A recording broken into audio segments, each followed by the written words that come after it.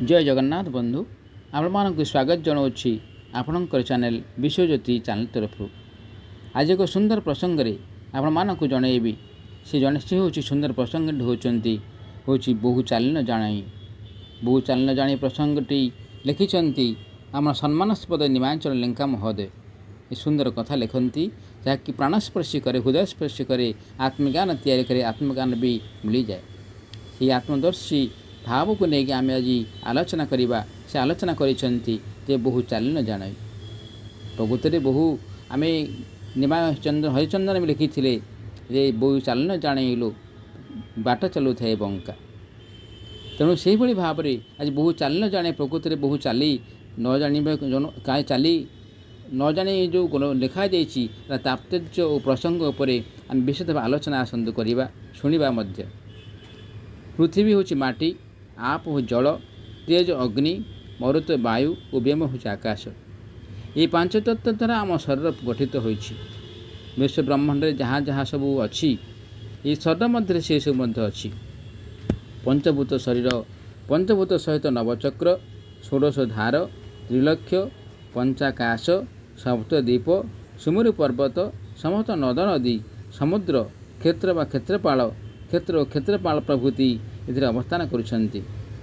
समस्त मुनि ऋषि, ग्रह, नक्षत्र, पुण्य तीर्थ, पीठ, सर्वदेवदेवी यही देह मध्य नित्य अवस्थान करुछन्ति। सृष्टि संहारक चंद्र सूर्य मध्य एथिरे निरंतर भ्रमण करुछन्ति। जेभଳି कि सूर्य चंद्र आम देखुचे सूर्य सदाबले सकाळ उदय होउछन्ति, पुणी पूर्व दिगरे उदय हो पश्चिम दिगरे अस्त होउछन्ति। सेभଳି चंद्र मध्य सेभଳି 15 दिन थरे शुक्ल पक्ष उदय होइथान्ति। सेभଳି भाव में आम शरीर आम जो शरीर जो रही ये शरीर भी सूर्य चंद्र कौन करती ना निरंतर भ्रमण करुँच। तेणु कहुई पिंड ब्रह्मांड एक मत जानते सुज्ञान पंडित। सुज्ञान पंडित माने ये जो शरीर रही शरीर जो पिंड रही से ब्रह्मांड सहित एकमत होता। ये शरीर हूँ एक दैवी परिवार। ये परिवार को सुचारू रूपे चलवाई जो सर्वगुण संपन्न गृहलक्ष्मी व बहुत आवश्यक से शरीर रूपी परिवार सह मातृगर्भर एक शर्त ही आसी थाए। से शर्तटे हूँ शाशुघर था पर्यंत बहु केवे भी सीधा चलो ना। जीवन अंतिम पर्यायर चिर विदाय नहीं बाप घर को फेर और फेरवा समय ही से सीधा व सड़क चलो कहीं जिते बहुटी माने शाशुघर थाए सदाबले से कौन करे ना नई नई की चले काले कि देखिथे बोली से नम्र भाव नहीं चले। किंतु जिते से घर बाप घर को आसे से कौन करे ना सीधा सीधा चले कहीं से तार भय न थाए। से तार कहीं समस्त ये तार निजर था से भय न था मन भितर तो सीधा सीधा चले कहीं किसी तार लाज न थाए कि मन भितर किसी भाव माने अन्य किसी भाव न थाए भय न थाए किए देखीदेव कि बोली भवन भय न था। तेणु सीधा चले मन भर उत्साह थाए भी से कह जाए जे जीवन अंतिम पर्याय चिर विदाय नहीं बाप घर को फेर और फेरवा समय ही से सीधा सड़क चलो। परम धाम हूँ बोहूँ बाप घर। बापा नाम विश्वप्राण और बोहूर नाम हूँ प्राणशक्ति और बा श्वासक्रिया। जदिओ बहु तार स्वामी आत्मा सहित आरंभ थाए किंतु से अवधि मध्य से आत्मदेव जत्न न नहीं केवल शरीर रूपी परिवार सुपरिचालन ही व्यस्त रहे और शून्य आहार ही ग्रहण करे। शरीर को निर्माण करता पंचतत्व व पंचभूत प्रति घंटा बा 60 मिनिट पाली करी ए शरीर को प्रहरा दिंती बा जगी रहती। प्रत्येक अंशीदार जगिबार निर्दिष्ट अवधि थाए समय थाए। पृथ्वी बा माटी हूँ 20 मिनिट, आप जल 16 मिनिट नियंती, तेज बा अग्नि 12 मिनिट भ्रमण दियंती, मरुत बा वायु 8 मिनिट दियंती और व्योम बा आकाश 4 मिनिट ये मोट 1 घंटा 60 मिनिट बा 2.5 दंड समय पूर्ण करती समस्त प्रहरा दियंती। पंचतत्वंकर यही पाली जाना को विभिन्न यौगिक कौशल मान रही किंतु एठारे केवल प्राणवायु विषय आलोच्य। पृथ्वी गति मध्य दीर्घता 12 आंगुली, जलर गति हूँ निम्न, दीर्घता हूँ 16 आंगुली, अग्नि गति ऊर्ध्व, दीर्घता 4 आंगुली, वायु गति हूँ पार्श्व, दीर्घता हूँ 8 आंगुली, आकाश गति घूर्णयमान, ଦୀର୍ଘତା ହେଉଛି 20 ଆଙ୍ଗୁଳି ଅଟେ। ଏତଦ୍ ବ୍ୟତୀତ ସ୍ଥିର ଅବସ୍ଥାରେ ପ୍ରାଣ 12 ଆଙ୍ଗୁଳି, ଗମନ କାଳରେ 24 ଆଙ୍ଗୁଳି, କଥା କହିବା ବା ଭୋଜନ କାଳରେ 20 ଆଙ୍ଗୁଳି, ଦୌଡ଼ିଲେ 34 ଆଙ୍ଗୁଳି, ମୈଥୁନ କାଳରେ 64 ଆଙ୍ଗୁଳି ଓ ଶୟନ କାଳରେ 100 ଆଙ୍ଗୁଳି ଦୀର୍ଘତାରେ ଯାତାୟାତ କରେ। କେବଳ ଅନ୍ତିମ ସମୟରେ ପ୍ରାଣଶକ୍ତି ବା ବାହୁ ବା 120 ଆଙ୍ଗୁଳି ଦୀର୍ଘତାରେ ଚାଲିଯାଏ। ଯେତେବେଳେ ଆମ ପ୍ରାଣଶକ୍ତି ଶରୀରକୁ ଚାଲିଯାଏ ସେତେବେଳେ କ'ଣ କରେ ନା 120 ଆଙ୍ଗୁଳି ଦୀର୍ଘତାରେ ଚାଲିଥାଏ, ଯିଏକି ଆଉ ଫେରେ ନାହିଁ ଓ ଯିବା ସମୟରେ ତାହା ବଙ୍କା ଟଙ୍କା ନ ଚାଲି ସିଧା ବା ସଳଖ ଚାଲିଯାଏ। ଯେଭଳି କୁହାଯାଏ ବହୁ ଚାଲିନ ଜାଣେଇଲୁ, ଯେ ଯେତେବେଳେ ବାପ ଘରକୁ ଯାଏ ସେତେବେଳେ କ'ଣ କରେ, ବହୁ କ'ଣ କରେ ନା ସିଧା ଚାଲେ। ସେଇଭଳି ଯେତେବେଳେ ଆମ ଶରୀରର ପ୍ରାଣ ଚାଲିଯିବ ସେତେବେଳେ ସେ କ'ଣ କରେ ନା 120 ଆଙ୍ଗୁଳି ଦୀର୍ଘତାରେ ଚାଲିଥାଏ, ତେଣୁ ସେ ଆଉ ଫେରେ ନାହିଁ। ଯିବା ସମୟରେ ସେ ବଙ୍କା ଟଙ୍କା ନ ଚାଲି ସିଧା ବା ସଳଖ ଚାଲେ। ବହୁ ଚାଲିନ ଜାଣେଇଲୁ ପାଦ ପଡ଼ୁଥାଏ ବଙ୍କା। ଦୀର୍ଘ ବର୍ଷ ଧରି ତିଷ୍ଠି ରହିଥିବା ଶରୀରରୂପୀ ଗୃହଟି ସେହି କ୍ଷଣି ଭୁଷୁଣି ପଡ଼େ।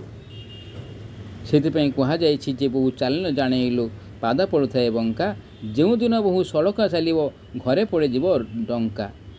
ଦେଖନ୍ତୁ ସୁନ୍ଦର କଥା, ଯେତେବେଳେ ବହୁ ଚାଲିନ ଜାଣେଇଲୁ ପାଦ ପଡ଼ୁଥାଏ ବଙ୍କା, ଯେଉଁଦିନ ବହୁ ସିଧା ଚାଲିବ ସଳଖ ଚାଲିବ ଘରେ ପଡ଼ିଯିବ ଡଙ୍କା। ଅର୍ଥାତ୍ ଶରୀର ଯେତେବେଳେ ଆମ ଶରୀରର ଏ ପିଣ୍ଡ ଅଛି, ଏ ଶରୀର ଯେତେବେଳେ ପ୍ରାଣବାୟୁ ଚାଲିଯିବ ସେତେବେଳେ କ'ଣ ହୁଏ ବନ୍ଧୁ, ସେ ଶରୀର ଘର ପରିବାର ଭିତରେ ସମସ୍ତେ କାନ୍ଦ ବୋବଳି ପଡ଼େ, ସମସ୍ତେ ଝୁରି ହୁଅନ୍ତି ତାକୁ। ସେ ଯିଏ ସ୍ୱଜନ ଆତ୍ମସ୍ୱଜନକୁ ଝୁରି ହୁଅନ୍ତି, କାନ୍ଦନ୍ତି, ଡକା ପଡ଼େ, ମାନେ ସମସ୍ତଙ୍କ ମଧ୍ୟରେ କୋହ ସୃଷ୍ଟି ହୁଏ, ଭୟ ସୃଷ୍ଟି ହୁଏ, ଆଶଙ୍କା ସୃଷ୍ଟି ହୁଏ। ମନୁଷ୍ୟ ସେଥିପାଇଁ ଡକା ବୋଲି କୁହାଯାଉଛି। ପ୍ରାଣବାୟୁ ଅପାନବାୟୁକୁ ବା ଅପାନବାୟୁକୁ ନାଭି ବା ମଣିପୁର ଚକ୍ର ପର୍ଯ୍ୟନ୍ତ ଆକର୍ଷିତ ବିକର୍ଷିତ କରନ୍ତି। ଏହି ଆକର୍ଷଣ ବିକର୍ଷଣ କ୍ରିୟା ଚାଲୁଥିବା ଯାଏଁ ଶରୀର ବଞ୍ଚି ରହେ, କିନ୍ତୁ ତାହା ବନ୍ଦ ହେଲେ ମୃତ୍ୟୁ ହୋଇଯାଏ। ଅର୍ଥାତ୍ ଶରୀର ଛାଡ଼ିବା ପୂର୍ବରୁ ପ୍ରାଣ ତା ସମେତ 49ଟି ବାୟୁକୁ ଗୋଟିଏ ବିନ୍ଦୁରେ ପୀଡ଼ିତ କରାଇ 120 ଆଙ୍ଗୁଳି ଦୀର୍ଘତାରେ ସିଧାସଳଖ ଶରୀର ଛାଡ଼ି ଅଣଲେଉଟା ହୋଇ ଚାଲିଯାଏ। ଯେମିତି ସदैବ ସିଧା ଗଲା ପରେ ଆଉ ପଛକୁ ବା ଫେରେ ନାହିଁ, ପଛକୁ ଫେରି ବି ପାରିବ ନାହିଁ। ସେଥିପାଇଁ ଆମ କେତେ ନିୟମ ଅଛି। ତାପରେ ଆମକୁ ଯେତେବେଳେ ଘରୁ ବାହାରୁ ସିଧା ଆପଣ ଚାଲିବାକୁ କୁହାଯାଏ, ଆଉ ପଛକୁ ଫେରିବାକୁ ମନା କରାଯାଏ। କାହିଁକି ନା ଶୁଭ ହେବ ବୋଲି, ପଛକୁ ଫେରିଦେଲେ ସେ କାମଟି ଅଶୁଭ ହୋଇଯାଏ। ତେଣୁ ପଛକୁ ଆମେ ଘରୁ ବାହାରିଲା ପରେ ସିଧା ଆମେ ପ୍ରଭୁଙ୍କୁ ମୁଣ୍ଡିଆ ମାରି, ମାଆଙ୍କୁ ମୁଣ୍ଡିଆ ମାରିକି ଆମେ ଘରୁ ବାହାରୁ ସିଧା ଚାଲୁ, ପଛକୁ ଫେରୁନାହୁଁ। ସେଇଭଳି ଭାବରେ ଶରୀର ଯେଉଁ ପ୍ରାଣ ରହିଛି, ଏ ପ୍ରାଣ ସେତେବେଳେ କ'ଣ କରେ ନା 120 ଆଙ୍ଗୁଳି ଦୀର୍ଘତାରେ ଚାଲିଲା ପରେ ସେ ପଛକୁ ଫେରେ ନାହିଁ, ଅଣଲେଉଟା ହୋଇଯାଏ। ଯେଭଳି ଭାବରେ ରୁକ୍ମଣା ରଥ, ଆମର ରୁକ୍ମଣା ରଥ ଯେଉଁ ମହାପ୍ରଭୁ ଲିଙ୍ଗରାଜଙ୍କ ରଥ ଅଣଲେଉଟା, ରଥ ଆସିବ କିନ୍ତୁ ଲେଉଟିବ ନାହିଁ, ସେ ଅଣଲେଉଟା ହୋଇ ପୁଣି ଥରେ ଫେରିଯିବ ସେଇ ଲିଙ୍ଗରାଜ ମନ୍ଦିରକୁ। ସେହିଭଳି ସେଥିପାଇଁ ତାକୁ ଅନ୍ତିମ ଶ୍ୱାସ ବା ଶେଷ ନିଶ୍ୱାସ ବୋଲି କୁହାଯାଏ। ବହୁ ହେଉଛି ପ୍ରାଣ। ପ୍ରଥମେ ନିଜ ସମେତ 49 ବାୟୁ ସୃଷ୍ଟି କରି ମୁଖ୍ୟତଃ 10 ବାୟୁଙ୍କ ଉପରେ ନିର୍ବାହର ଦାୟିତ୍ୱ ବଣ୍ଟନ କରେ। ସେମାନେ ହେଲେ ପ୍ରାଣ, ଅପାନ, ସମାନ, ଉଦାନ, ବ୍ୟାନ ଆଦି ଅନ୍ତସ୍ଥ ପଞ୍ଚ ବାୟୁ, ନାଗ, କୁର୍ମ, କୁକର, ଦେବଦତ୍ତ, ଧନଞ୍ଜୟ ଆଦି ବହିଷ୍ଠ ପଞ୍ଚବାୟୁ। ପ୍ରାଣ ନିଜେ ହୃଦୟ, ଅପାନ ମୂଳଧାର, ସମାନ ନାଭିଚକ୍ର, ଉଦାନ କଣ୍ଠଚକ୍ରର ଓ ବ୍ୟାନ ହେଉଛି ସର୍ବାଙ୍ଗରେ ବ୍ୟାପ୍ତ ହୋଇ ନିଜ ନିଜ କାର୍ଯ୍ୟ ସମ୍ପାଦନ କରନ୍ତି। ଯେଭଳି ଆମେ କୁହାଯାଉ ପ୍ରାଣାୟ ସ୍ୱାହା, ଅପାନାୟ ସ୍ୱାହା, ଉଦାନାୟ ସ୍ୱାହା, ବ୍ରହ୍ମଣେ ସ୍ୱାହା। ସେଭଳି ଉଦ୍ଗାର ଆଦି ନାଗ, ସଂକୋଚନ ଆଦି କୁର୍ମ, କ୍ଷୁଧାତ ତୁଷାଦି କୁକୁର ଓ ନିଦ୍ରା ତନ୍ଦ୍ରାଦି ଦେବଦତ୍ତ ଓ ଶେଷଣ ଆଦି କାର୍ଯ୍ୟ ଧନଞ୍ଜୟ ବାୟୁ ସମ୍ପନ୍ନ କରନ୍ତି। ଆରମ୍ଭରୁ ପ୍ରାଣ ନାସା ଘ୍ରାଣେନ୍ଦ୍ରିୟ ସହିତ ଶରୀର ମଧ୍ୟରେ ଶେଷ ପର୍ଯ୍ୟନ୍ତ ସକ୍ରିୟ ଥାଏ, କିନ୍ତୁ ଚକ୍ଷୁ, କର୍ଣ୍ଣ, ମୁଖ, ହସ୍ତ, ପାଦ ଆଦି ଇନ୍ଦ୍ରିୟ ବିଳମ୍ବରେ କାର୍ଯ୍ୟକ୍ଷମ ହୁଅନ୍ତି। ଦେଖିଲେ ବନ୍ଧୁ, ଏଭଳି ଆମର ଉଦ୍ଗାର ଆଦି ନାଗ, ସଂକୋଚନ ଆଦି କୁର୍ମ, କ୍ଷୁଧା ତୃଷାଦି କୁକର, ନିଦ୍ରା ତନ୍ଦ୍ରାଦି ଦେବଦତ୍ତ ଓ ଶେଷଣ ଆଦି କାର୍ଯ୍ୟ ଧନଞ୍ଜୟ ବାୟୁ ସମ୍ପନ୍ନ କରନ୍ତି। ଆରମ୍ଭରୁ ପ୍ରାଣ ନାସା ବା ଘ୍ରାଣେନ୍ଦ୍ରିୟ ସହିତ ଶରୀର ମଧ୍ୟରେ ଶେଷ ପର୍ଯ୍ୟନ୍ତ ସକ୍ରିୟ ଥାଏ। ଘ୍ରାଣେନ୍ଦ୍ରିୟ ଯେଉଁ ଅଛି ସେ କ'ଣ କରେ ନା ସଦାବେଳେ ଶେଷ ପର୍ଯ୍ୟନ୍ତ ସକ୍ରିୟ ଥାଏ।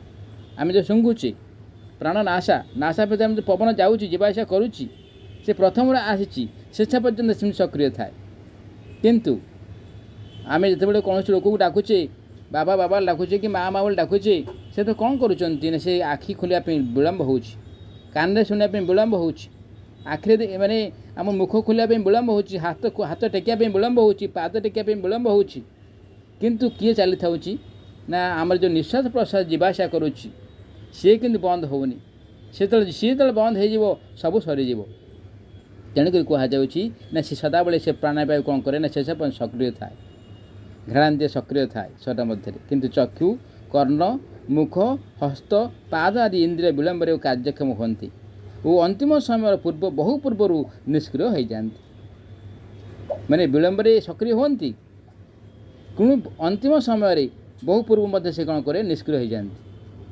मनुष्य जो हस्त द्वारा समस्त सांसारिक कर्म सहित करताली बजाई प्रभु को प्रार्थना प्रणाम करुए जो मुख जिहा द्वारा भजन जनान गाइबा सह अन्य सह वार्तालाप करुए जो चक्षु द्वारा प्रभु दर्शन सहित समग्र संसार को देखी थाए जो कर्ण द्वारा प्रभु नाम श्रवण सहित दुखीर दुख शुणु थाए जो पाद द्वारा विभिन्न संसारिक कर्म सहित दुखीर सेवा करुए जो तीर्थ भ्रमण जाऊ थाए से चक्षु कर्ण मुख हस्त आदि पाद आदि इंद्रिय बार्धक्य प्रभाव में बहु पूर्व धीरे धीरे शिथिल हो अचल हो जाती तेणु सेगुड़िक द्वार तेणु सेगुड़िक द्वारा संपूर्ण होता कर्म गुड़िक सब बंद हो जाती दृष्टिशक्ति श्रवण शक्ति बाक शक्ति चल शक्तिहीन हो शरीर संपूर्ण अवश हो जाए निष्क्रिय हो जाए निस्तेज हो जाए किंतु प्रारंभ आसी था से वायु बा बहु बा प्राणटी शरीर पे गृह को जग रही थाए कारण से ही कार्यपाई से आरंभ विश्व प्राण निकट में प्रतिश्रुतिबद्ध होता है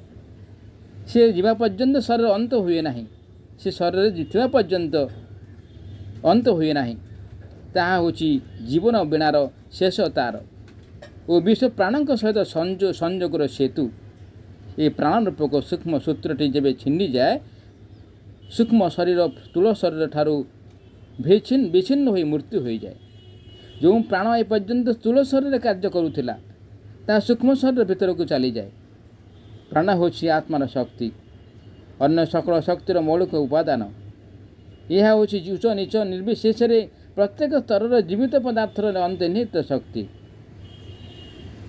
जार चलर शक्ति अच्छी जे कर्मशील व सजीव से प्राणर एक व्यक्तिरूप मात्र से प्राण ही चक्षुर झलक अटे यारी बल चक्षु दर्शन कर्ण श्रवण करिपारନ୍ତି जिह्वा स्वाद बारिपारे नासा आघ्राण करिपारे एवं मस्तिष्क मेधा हस्त और पद निज निजर कर्म संपादन करिपारନ୍ତି प्राण बल अग्नि जले वायु बहे और जल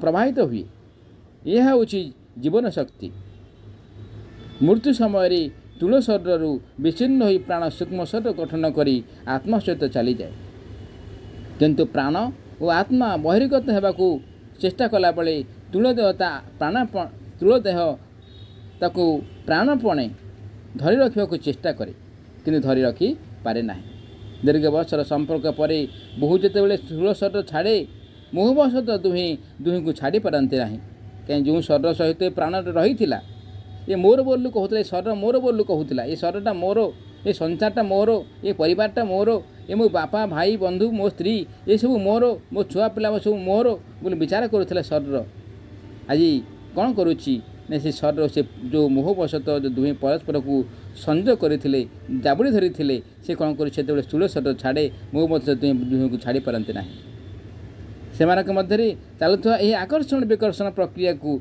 आमे सब मृत्युकालीन जंत्रणा बोली भावु कहीं जो मृत्यु आसी पहुँचे से कौन हुए ना शरीर बहुत कष्ट हुए हजारटा माने हजारटा हूँ कंकड़ा बिछा कामुड़े जो कष्ट हुए हजारटा कंकड़ा बिछा काटिले आम शरीर को जो कष्ट हुए से समय प्राण वायु शरीर ठूँ चलीगला से समय से कष्ट हुए आम छटपट हो आम जब छटपट हो से कौन हुए ना आम शरीर भर प्राण जो शरीर अच्छी से शरीर आत्मा चलीज परस्पर जो संपर्क रही ଶରୀରରୁ ଯେଉଁ ବାୟୁ ଚାଲି ପ୍ରାଣବାୟୁ ଚାଲିଯିବ ସେତେବେଳେ ପରସ୍ପରକୁ ଜାବୁଡ଼ି ଧରନ୍ତି, କିଏ କାହାକୁ ଏତେ ସମ୍ପର୍କ ହୋଇଯାଇଥାଏ, ନିବିଡ଼ ହୋଇଯାଇଥାଏ, କିଏ କେଉଁ ଛାଡ଼ି ପାରନ୍ତି ନାହିଁ। ସେତେବେଳେ ମଣିଷ କ'ଣ କରେ, ମାନେ ଶରୀରଟି କ'ଣ ଜଣାପଡ଼େ ନା ଛଟପଟ ହୁଏ, ମାନେ ଆମେ ଭାବୁଛେ କଷ୍ଟ ହେଉଛି ବୋଲି ଭାବୁଛେ। ଯେତେବେଳେ ପ୍ରାଣ ଛାଡ଼ି ଦେଉଛି ଶରୀରରୁ ସେତେବେଳେ ସେପରି ସେମାନଙ୍କ ମଧ୍ୟରେ ଚାଲୁଥିବା ଏହି ଆକର୍ଷଣ ବିକର୍ଷଣ ପ୍ରକ୍ରିୟାକୁ ଆମେ ମୃତ୍ୟୁକାଳୀନ ଯନ୍ତ୍ରଣା ବୋଲି ଭାବୁ। ତାହା କିନ୍ତୁ ପ୍ରକୃତିରେ କଷ୍ଟର ଲକ୍ଷଣ ନୁହେଁ। ମନୁଷ୍ୟ ପଶୁପକ୍ଷୀ ଯେଉଁ ପ୍ରାଣଶକ୍ତି ରୂପୀ ବହୁର ସହାୟତାରେ ବଞ୍ଚି ରହିଛନ୍ତି, ଦେବଗଣ ମଧ୍ୟ ସେହି ପ୍ରାଣ ହେତୁ ବଞ୍ଚି ରହିଛନ୍ତି। ମନୁଷ୍ୟ ପଶୁପକ୍ଷୀ ଯେଉଁ ପ୍ରାଣଶକ୍ତି ରୂପୀ ବହୁର ସହାୟତାରେ ବଞ୍ଚି ରହିଛନ୍ତି, ଦେବଗଣ ମଧ୍ୟ ସେହି ପ୍ରାଣ ହେତୁ ବଞ୍ଚି ରହିଛନ୍ତି। ପ୍ରାଣଶକ୍ତି ହିଁ ଜୀବିତ ବସ୍ତୁମାନଙ୍କର ଜୀବନ, ତେଣୁ ତାହାକୁ ସାର୍ବଜନୀନ ଜୀବନ ବା ସବୁରି ଜୀବନ ବୋଲି କୁହାଯାଏ। ଯେଉଁ ପ୍ରାଣାୟାମବିତ୍ ମାନେ ପ୍ରାଣଶକ୍ତିଙ୍କୁ ନିଜ ନିୟନ୍ତ୍ରଣ ରଖିପାରନ୍ତି, ତେବେ ସେ ବିଶ୍ୱର ସକଳ ପ୍ରକାର ଦୈବିକ ତଥା ମାନସିକ ଶକ୍ତିକୁ ନିୟନ୍ତ୍ରଣ କରିପାରନ୍ତି, ଅନ୍ୟମାନଙ୍କ ଉପରେ ଅଧିକତର ପ୍ରଭାବ ପକାଇ ପାରନ୍ତି ଏବଂ ସେମାନେ ସ୍ୱୟଂ ଅନ୍ୟମାନଙ୍କ ଅପେକ୍ଷା ଅଧିକ ଆକର୍ଷଣ ହୁଅନ୍ତି।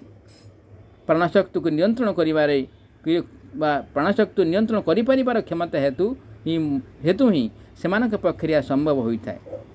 ତେଣୁ ସେହି ପରମ ପବିତ୍ରା ସକଳ ଶକ୍ତି ସମ୍ପନ୍ନା ପ୍ରାଣଶକ୍ତି ସ୍ୱରୂପିଣୀ ବୋହୁକୁ ମୋର ଶତ ପ୍ରଣାମ, ମୋର ବହୁ ଶତ ପ୍ରଣାମ। ଆଜି ସୁନ୍ଦର କଥା ଶୁଣିଲେ, ବହୁ ଚାଲିଲ ଜାଣାଇଲ, ବାଟ ଚାଲୁଥାଏ ବଙ୍କା। ଯେଉଁଦିନ ବହୁ ସଡ଼କ ଚାଲିବ, ଘରେ ପଡ଼ିଯିବ ଡକା। ଏ ସୁନ୍ଦର କଥା ଆଜି ମୋର ପ୍ରିୟ ଶ୍ରୀ ନିମାଞ୍ଚଳ ଲେଙ୍କା ମହୋଦୟ ଲେଖିଛନ୍ତି। ତେଣୁ ତାଙ୍କୁ ମୋର ଅଶେଷ କୃତଜ୍ଞତା ଜଣାଉଛି, ପ୍ରଣାମ ବି କରୁଛି। ଯାହାକି ଯେଉଁ ଜ୍ଞାନ, ଏ ଯେଉଁ ଆତ୍ମଜ୍ଞାନ ଯେ ଦେଇଛନ୍ତି, ସେଇଟା ବି ଏ ଅଧମ ଅକିଞ୍ଚନ ବି କୃତଜ୍ଞତା ଜଣାଉଛି। ଏ ସୁନ୍ଦର କଥା ଆପଣମାନଙ୍କୁ କିଭଳି ଲାଗିଲା ନିଶ୍ଚିତ ଭାବେ କମେଣ୍ଟ ଦ୍ୱାରା ଜଣାଇବ ବୋଲି ଆଶା ବିଶ୍ୱାସ ରହିଛି। ଏ ଯେଉଁ ଜ୍ଞାନ, ଏ ଯେଉଁ ମହାଜ୍ଞାନ, ଆମେ ସମସ୍ତେ ଶରୀର ନେଇଛେ, ପ୍ରାଣ ନେଇଛେ, ଆମେ ତ ନିଶ୍ୱାସ ଯିବା ଆସିବା କରୁଛି, କିନ୍ତୁ ଶରୀର ରୂପୀ ଯେଉଁ ଜ୍ଞାନ ରହିଛି, ତତ୍ତ୍ୱ ଜ୍ଞାନ, ଏହା ସଦାବେଳେ ମିଳେ ନାହିଁ କାହା ପାଖରେ। ଏ ଜ୍ଞାନ ଦେଇଥିବାରୁ ଆମେ ଅଶେଷ ଧନ୍ୟବାଦ ଜଣାଉଛୁ। ରହୁଛୁ ବନ୍ଧୁ, ନମସ୍କାର। ଜୟ ଜଗନ୍ନାଥ, ଜୟ ଜଗନ୍ନାଥ, ଜୟ ଜଗନ୍ନାଥ।